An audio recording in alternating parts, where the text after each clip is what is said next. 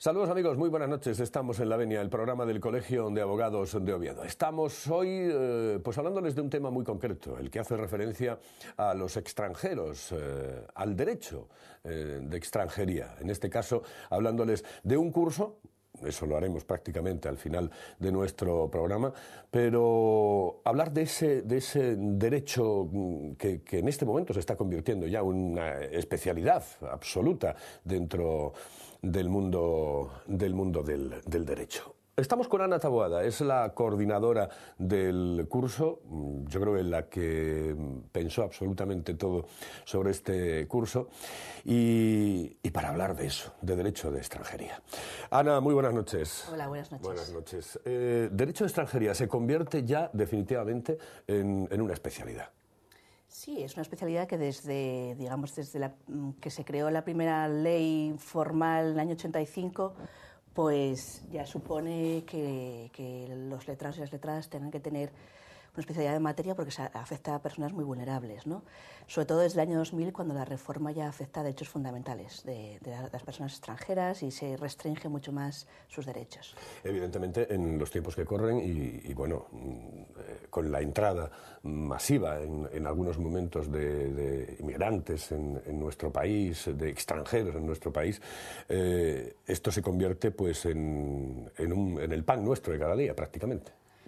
Bueno, ahí, si me permites, tendría que corregirte en cuanto a lo de entrada masiva. Digamos que a España lo que le ha pasado es que la entrada de extranjeros en nuestro Estado ha sido importante en muy poco tiempo. Sin embargo, no tenemos tanta población extranjera como otros países como Francia, Holanda o Bélgica. Lo que pasa es que ha venido mucha gente en muy poco tiempo. Entonces, es la sensación que tenemos de que haya venido muchas personas extranjeras, pero en realidad no son tantas como hay en otros países. La extranjería lo que pasa es que afecta a muchas cosas, ¿no? Y entonces, esa situación de vulnerabilidad de las personas extranjeras y esa restricción de derechos hace que entren en conflicto como con el derecho penal, el derecho de familia, y entonces es una materia tan específica que necesita de una especialización muy importante para poder abordar en global esa situación, ¿no? ¿Cuáles son los casos más comunes que se dan en el derecho de extranjería? Bueno, a ver, lo primero es la residencia, la situación de residencia, las autorizaciones de residencia. Entonces, las personas lo que demandan es saber cómo llegar a los ansiados papeles, ¿no? La situación ahora mismo es que hay dos vías, o una, venir con el contrato desde su país de origen, y eso además ateniéndose a una serie de requisitos, es decir, que sean pues empleos que no demanden los españoles o los autóctonos, y eso va por un listado que cada trimestre pues sacan cada comunidad autónoma, perdón. ¿Qué pasa? Que ahora es imposible, porque para Asturias los empleos, digamos, que no son demandados por los autóctonos son empleos como trabajadores en buques mercantes y cosas como muy específicas, que es imposible que una persona desde su país de origen pues pueda conseguir una oferta de esas características. Otra situación para acceder a residencia sería lo que llaman el arraigo, ¿no? Entonces, para el arraigo tienes que permanecer desde que entras en España, acreditar 3 años de forma ininterrumpida en España. Eso en primer lugar. En segundo lugar, pues tienes que tener un contrato real, sí, por una duración mínima de 1 año y que sea pues, por un salario no inferior al salario mínimo interprofesional y no tener antecedentes penales. Ahora mismo, claro, la situación de crisis se conlleva a que no haya contratos de esas características, ¿no? Si hay contratos precarios para los españoles, los autóctonos, pues para los extranjeros pues es muy complicado. Aquí en Asturias pues había mucho trabajo para lo que es asistencia a ancianos, empleados de hogar, en hostelería también había bastante trabajo y en construcción. Pues ahora eso se ha restringido muchísimo, ¿no? Y luego el proceso, además, en la oficina de extranjería se está controlando hasta la exageración, ¿no? Porque, bueno, ahora mismo incluso están pidiendo que la persona demuestre que aporte un papel de cada 6 meses de su residencia. Es decir, no le vale un empadronamiento en el que conste que lleva empadronado más de 2 años en España, sino que cada 6 meses debería aportar un documento demostrando esa permanencia continuada en España. Pues un certificado médico, pues un informe médico, alguna multa, lo que sea. Yo decía lo de la entrada masiva porque quizás es una sensación, ¿no?, la que tenemos los españoles, que no estábamos excesivamente adecuados a esos problemas que quizá en otros países de Europa. Hay que tener en cuenta también que muchos de los países de Europa pues tenían extranjeros, pero que realmente eran propios porque venían de colonias, etcétera, ¿no?, de sus propios países, satélites, digámoslo, ¿no? Yo decía eso porque, bueno, fue un momento de boom, ¿no? Es decir, ese de abrir las puertas. Eso hizo que nuestra ley de extranjería, nuestras leyes de extranjería, fuesen cambiando paulatinamente. Últimamente hay la sensación de que se están endureciendo. ¿Cuál es tu punto de vista sobre eso? Pues ciertamente sí, se está endureciendo. La ley, digamos que desde 2010 no ha cambiado, pero sí se están cambiando los criterios. Los criterios de las oficinas de extranjería.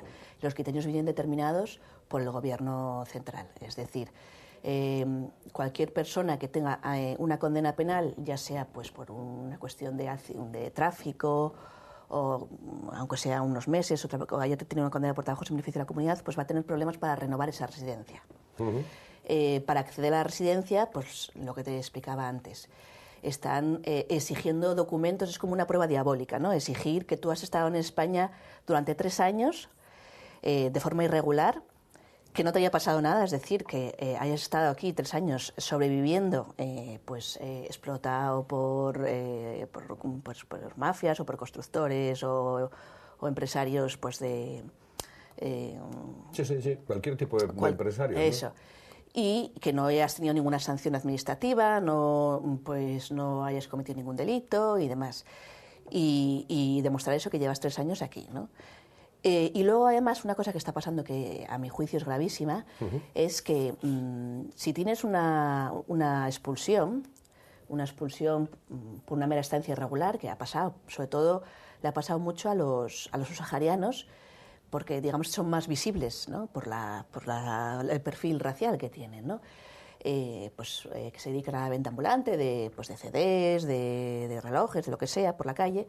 Esos a lo mejor han tenido, hasta el año 2007, por una primera detención, por no tener papeles, iban directamente, la Brigada de Extranjería acordaba una expulsión en vez de una sanción de multa. Sin embargo, a partir del 2007, el Tribunal Supremo cambia el criterio y dice que la expulsión, digamos, es la sanción más gravosa, más grave, y ha de ser la última consecuencia. Primero habrá que adoptarse sanciones más proporcionales a la situación de simplemente no tener papeles, ¿no? ¿Qué pasa? Que la Oficina de Extranjería está pasando aquí en Asturias que una persona que va a presentar papeles, se le admite a trámite su solicitud de residencia, sube a la Brigada de Extranjería a hacerse las huellas, y la Brigada de Extranjería queda detenido y lo intentan expulsar. Y es contradictorio, porque si esa persona, lo paradójico es que intenta solventar esa situación de irregularidad, pues presentando los papeles y está admitido a trámite la solicitud de residencia, y sin embargo la policía, como tiene una expulsión que no ha sido ejecutada, pero una expulsión de hace años, a nosotros nos ha pasado expulsiones del año 2006, personas que han presentado los papeles ahora, que faltaban meses para prescribir. La Brigada de Extranjería, como la maquinaria que utiliza es una maquinaria que va muy rápido, pues utilizan lo que es el internamiento en los centros de internamiento de extranjeros en Madrid, lo que hace es alejarte de la asistencia letrada y intentar expulsar a esa persona en un plazo de 1 semana. Entonces, eso hace que de ahí la necesidad de la especialización, ¿no? Porque hay que actuar muy rápido en esos casos. Hay que pedir una medida cautelar para paralizar esa expulsión. Hay que intentar que ese internamiento en un centro de extranjeros no se produzca y saber cómo hacerlo, cómo pelearlo ante el juzgado de guardia para que el juez vea que esa persona tiene arraigo y que hay razones para que no se le interne en un centro de internamiento. Y además a nosotros nos parece desproporcionado, a mí me parece desproporcionado que se actúe de esa manera frente a una persona que intenta solventar esa situación, ¿no? Tengo la sensación de que el 90%, el 99% de los casos se realizan a través de la justicia gratuita, a través del turno de oficio, etcétera. ¿Tiene que haber una especialización dentro del turno para atender a los extranjeros? Pues en casi todas las comunidades autónomas ya hay un turno específico de extranjería. Y ya la propia subcomisión de extranjería del Consejo General de Abogacía ya hizo las recomendaciones a todos los colegios de abogados para que se creara ese turno específico. Y por esas razones. Porque normalmente esas detenciones que se producen con esos procedimientos sancionadores para intentar expulsar a esa persona, cuanta más especialización tengas, mejor podrás actuar, ¿no? Y defender a esa persona. Sabrás cómo actuar para contraatacar y para intentar que esa persona no sea expulsada, ¿no? por la mera situación de residencia. Entonces, esa especialización viene de ahí porque los abogados de guardia que asisten a esas personas muchas veces desconocen la extranjería y piensan que no hay salida, que no hay forma de intervenir en ese caso, ¿no? Y bueno, pues entonces eso supone una vulneración de los derechos de las personas extranjeras, ¿no? ¿Qué derechos son los que tienen los extranjeros? ¿Qué derechos tenemos el resto, es decir, los españoles que no tienen los extranjeros? Pues el derecho a la sanidad. Bueno, aquí en Asturias la comunidad autónoma sí que reconoce la asistencia sanitaria a todas las personas con independencia de su situación administrativa, pero desde la última reforma de la ley sanitaria, de asistencia sanitaria, estas personas no tendrían derecho, salvo que las comunidades autónomas lo reconozcan, como los españoles. Bueno, no tienen derecho a acceder a ayudas sociales si no tienen residencia legal o a la vivienda. Obviamente tampoco acceder a un puesto público, de carácter público, funcionarial, si no tienen la nacionalidad española o son de la Comunidad Europea. ¿Y en cuestiones jurídicas? En cuestiones jurídicas tienen derecho a asistencia jurídica en todo caso y a los recursos. En todo caso, tenemos el problema de las tasas, y entonces para presentar un recurso contencioso administrativo tienen que solicitar la justicia gratuita, porque si no tienen que abonar 200 euros de tasa, con lo cual eso es bastante, con la nueva reforma es bastante gravoso, ¿no? Bueno, imagínate que nos están viendo en este momento personas que son extranjeros, que están o no en una situación legal o ilegal en nuestro país. No sé si se dice ilegal, pero bueno. No, ilegales son los actos. Yo entiendo que las personas nunca son ilegales, ¿no?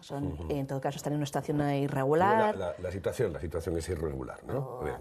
Pues imagínate que nos están viendo. ¿Qué consejos se les pueden dar a estas personas? Consejos prácticos en un momento determinado. Bueno, pues el primero es que toda la documentación que vayan recabando, que la guarden, es decir, pues empadronamientos, que no se olviden de renovar el empadronamiento siempre, que eso es muy importante. Nóminas si las tienen, supongo. Bueno, nóminas nunca les van a dar si no tienen papeles, eso sí. Luego cualquier documento médico de informes médicos o recetas, asistencias al médico de cabecera que también los guarden, todo tipo de documentación para acreditar ese arraigo, para en un futuro, pasados los 3 años, puedan conseguir los papeles. Son importantes, Ana, las declaraciones de las personas que los conocen, que a lo mejor conviven con ellos y que son españoles, por ejemplo, ¿no? Es decir, que es importante en un proceso, pues a lo mejor de expulsión o de intento de expulsión. Bueno, sobre todo si esas personas son parejas. Si hay una pareja de un extranjero, pues en un proceso de expulsión puede intervenir. Me refiero más que nada a los vecinos, por ejemplo. Es decir, imagínate que estás en una comunidad, que ellos saben perfectamente que está trabajando en no sé dónde. Es decir, ¿es importante lo que diga esa comunidad? Para un proceso de estas características yo creo que, desgraciadamente, no es relevante. No es relevante. Desgraciadamente, dices. Desgraciadamente, sí. ¿Por qué? Porque eso no se tiene en cuenta a la hora de determinar una expulsión. Las cuestiones que se tienen en cuenta es si esa persona tiene familiares en España, vínculos en España.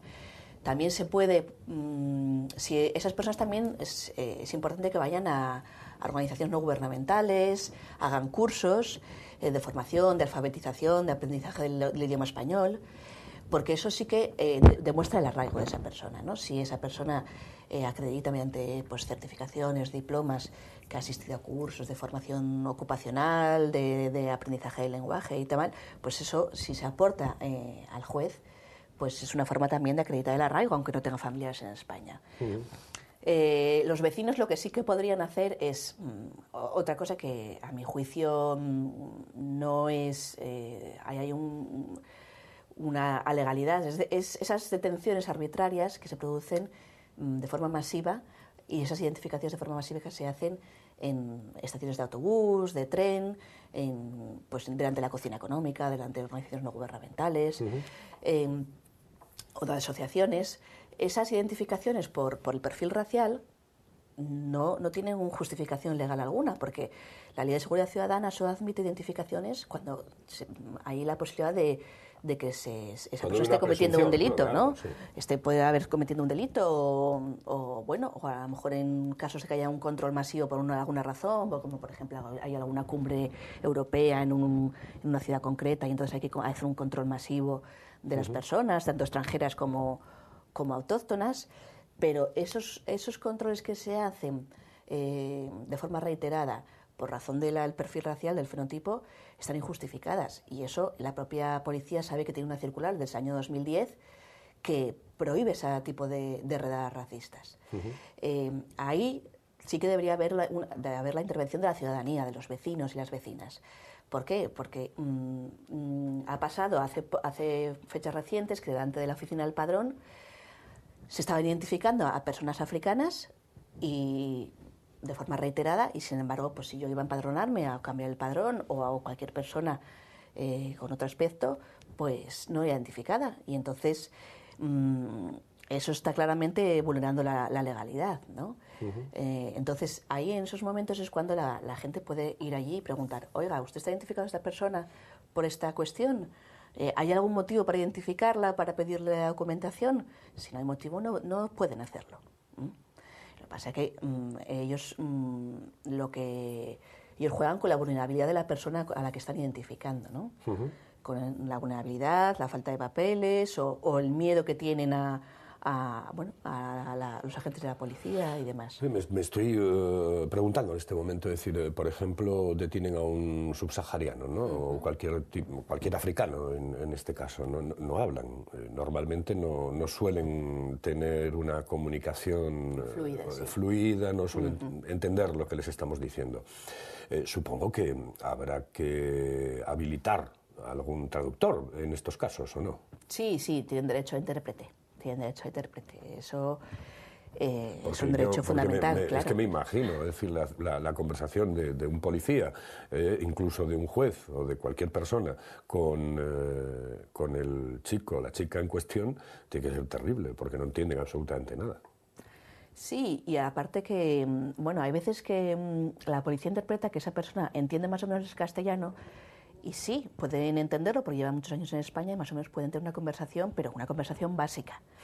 Pero no una conversación o una comparecencia ante un juez para poder explicar su situación real y además en una situación de detención que la persona pues también está afectada y a lo mejor no puede expresarse con total fluidez. Entonces siempre es conveniente pedir esa asistencia del intérprete, aun cuando esa persona más o menos se desenvuelva. ¿Por qué? Porque el intérprete puede, digamos, auxiliar en la comparecencia, en la declaración al ciudadano extranjero. Aunque esa persona pueda decir por sí mismo muchas cosas, siempre es conveniente que esté asistiendo un intérprete.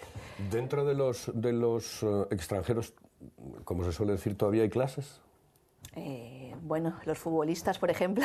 Bueno, pero ya por no ejemplo, eso es una clase especial, ¿no? Bueno, me refiero a las personas que pueden estar en una situación irregular, ¿no? Es decir, ¿hay clases todavía? Es decir, ¿se trata, por ejemplo, peor a un africano que a un europeo? Bueno, es que tienen distinta regulación legal. Los ciudadanos de la Comunidad Europea no... ¿O latinoamericano, por ejemplo? Bueno, a ver, yo creo que hay mucho... sí que se utiliza mucho el estereotipo. Se identifica al latino con un determinado estereotipo, al africano con otro, al rumano también con otro estereotipo. Eso sí, pero eso es por esa... A ver, realmente como ha habido una... España, como consecuencia de la burbuja inmobiliaria, pues ha entrado mucha población inmigrante en poco tiempo, tampoco tanta como en otros países, como te había dicho antes. Pero no ha habido una política de integración real por parte de los gobiernos intervinientes. Sí. Se ha dado papeles o no se ha dado papeles en momentos determinados, pero no había una política de integración real. Entonces, pues la gente todavía tiene ese miedo al desconocido y ese desconocimiento, ¿no? Entonces, pues el colombiano se le puede identificar con el narcotráfico, al marroquí con el que del hachís, al africano con el que pues se dedica pues a la venta ambulante, etcétera. Pues mucha gente, ay, mira, los negros son muy pacíficos, o pues los romanos son unos no sé qué. Y bueno, hay que atender a la persona concreta, lógicamente, ¿no? Cada país supongo que tiene sus propias leyes de extranjería, aunque existe evidentemente la Declaración de los Derechos Humanos y supongo que bueno, eso también influye. Pero ¿en qué nivel estamos con respecto al resto de Europa? Bueno, sí. Tenemos unas leyes de extranjería buenas, unas leyes de extranjería malas en comparación.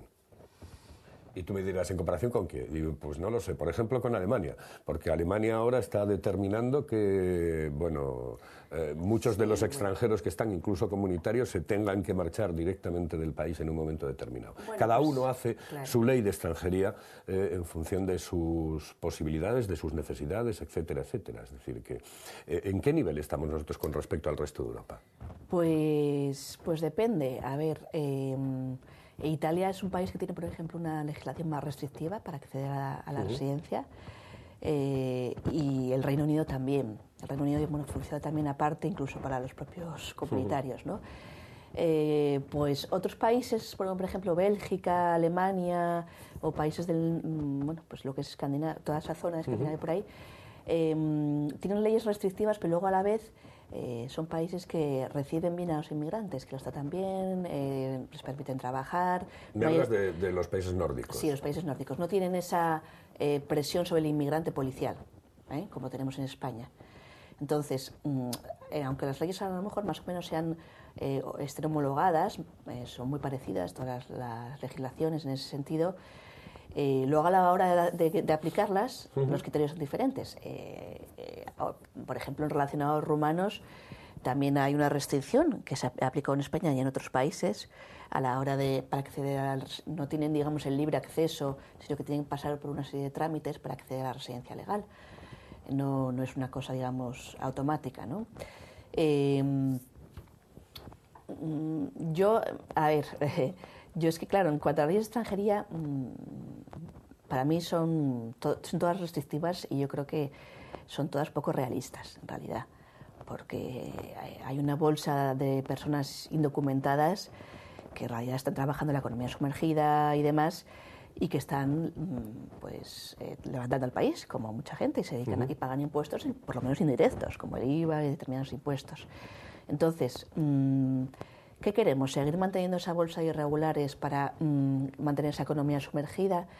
¿O sería conveniente sacar a esas personas a la luz y sacarlas a una realidad laboral abierta y que esas personas coticen y contribuyan a la seguridad social?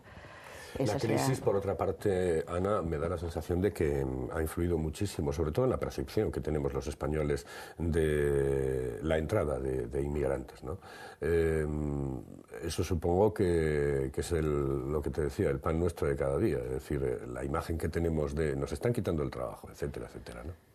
Pues yo creo que no, porque precisamente se ha producido una emigración de los extranjeros como consecuencia de la crisis importante. Muchos extranjeros que vivían en España, muchas personas extranjeras, se están marchando a otros países, a Francia, a Bélgica o retornando a sus países de origen.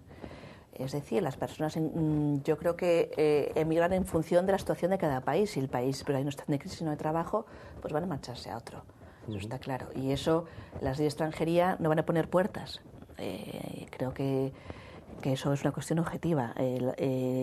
Lo que es absurdo es lo que te decía yo, mantener esa situación de gente irregular, porque esa gente está trabajando en Jaén en la aceituna, está trabajando en Valencia en la naranja, y es así, porque luego vienen aquí y me lo cuentan. Vengo de trabajar en la aceituna, me trabajo en la naranja, y Y ahí no hay inspectores de trabajo, se permite esa situación. Y se permite, ¿por qué? Porque se permite que esas personas trabajen con salarios de risa y en condiciones de sobreexplotación, hacinados en lugares, durmiendo en sitios viviendas, infraviviendas, y eso supone un beneficio extra para esas explotaciones, ¿no? ¿En qué tenemos que mejorar? Pues en muchas cosas. Yo creo que mejorar en cuanto al trato a estas personas, en darles una información adecuada. Tenemos que mejorar el reconocimiento de derechos efectivo. Pues la asistencia sanitaria es un derecho básico, que aunque aquí en Asturias se esté dando ese derecho a asistencia sanitaria, pues es un derecho universal que debería ser reconocido a cualquier persona. En su momento ese derecho se justificó la modificación por los turistas alemanes que venían aquí a operarse de la cadera y no sé qué, y realmente los que están afectados por esa merma de derechos son los inmigrantes irregulares. Lo que debería haberse reformado es esos convenios con otros países europeos para que esas personas que pueden, que paguen esas operaciones si quieren operarse en nuestro Estado, ¿no? Pero no limitar derechos a personas que tengan necesidades, que además eso influye en cuanto al resto de la población, porque si una persona que tiene tuberculosis no es asistida debidamente, pues eso puede afectar al resto de la población y es una situación de riesgo para toda la población que le rodea, ¿no? Hablamos del curso. El curso comenzó en marzo y se va a mantener prácticamente hasta julio. Sí, la verdad es que ha tenido muy buena acogida. Porque se agotaron enseguida las plazas para la primera sesión del curso, y entonces hemos hecho organizada otra segunda sesión que acaba en el mes de julio, empieza en mayo, y bueno, lo que se pretende es pues formar a las letradas y letrados en materia de extranjería para en un futuro poder crear un turno de extranjería específico para asistir debidamente a estas personas, ¿no? Sois muy altruistas en este caso, porque realmente lo que se cobra es muy poco y los disgustos son muchos, ¿no? Pues sí, pero bueno, también como las pequeñas, cuando de vez en cuando tienes algún éxito, pues también y paralizas, porque también tenemos algunos jueces muy comprensivos con la situación de estas personas en Asturias, afortunadamente. Y bueno, pues tenemos también nuestros pequeños éxitos y bueno, pues eso es muy gratificante también, ¿no? El tener una especialidad en Derecho de Extranjería obliga a estar todo el día en el turno. Obliga, digamos que casi todas las semanas debe haber por lo menos pues más de 6 intervenciones en materia de extranjería, con lo cual sí que es necesario que haya una especificidad y un turno concreto, claro. ¿En nuestra preparación cómo es la de nuestros abogados en este aspecto? Pues yo, con todo el cariño, yo creo que es un poco deficiente. Es un poco deficiente porque es una materia que, bueno, pues lo que dices, ¿no? Que como no es, digamos, no solo son los parias de la tierra, ¿no? Pues es una materia en la que la gente haya querido especializarse. Y es una materia además muy bonita porque luego toca muchas cosas, ¿no? Puede tocar temas de familia, de derecho internacional privado, penal, muchísimas cosas interesantes. Estamos en un momento realmente terrible en cuanto a violencia de género, etcétera, ¿no? En el tema de los extranjeros, ese es un caso concreto que se debe de aislar también, es decir, hay un problema grave con respecto al tema de la violencia dentro de los extranjeros, ¿o no? Bueno, a ver. Y después la defensa de una mujer extranjera es la misma que puede recibir una mujer española. Sí, la misma. Desde la ley de igualdad ha habido modificaciones a la ley de extranjería. Pero digo, en la práctica. En la práctica sí. De hecho, una mujer que va a denunciar, aunque no tenga residencia legal, va a ser asistida con los mismos derechos y no va a tener ningún problema a la hora con la policía ni ninguna detención por culpa de su situación administrativa, por no tener papeles. Es más, esa denuncia la puede favorecer para acceder a la residencia legal. Si esa denuncia prospera y tiene una orden de protección, esa orden de protección va a garantizar que ella pueda acceder a un permiso de residencia, a ayudas para ella y para sus hijos. También los niños podrían tener la residencia legal. Es decir, en ese sentido sí que afortunadamente ha habido modificaciones muy positivas. Y Ana, si ya es difícil y es una pena que nuestras mujeres denuncien ese tipo de violencia, me imagino que muchísimo más difícil y más complicado es que lo denuncien las extranjeras. Claro, claro.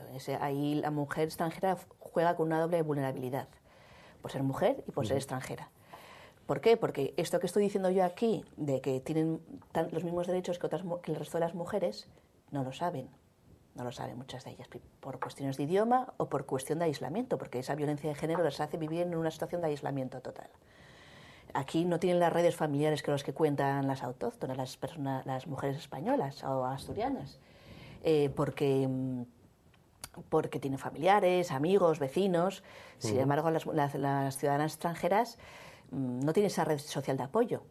Entonces les va a ser mucho más difícil dar ese paso. Por un lado es dar ese paso y por otro lado muchas veces echan para atrás porque denunciar a su pareja también va a suponer que su pareja tenga para su pareja consecuencias de carácter legal para su residencia legal, si la tiene, y si no tiene residencia legal también pueda ser expulsado.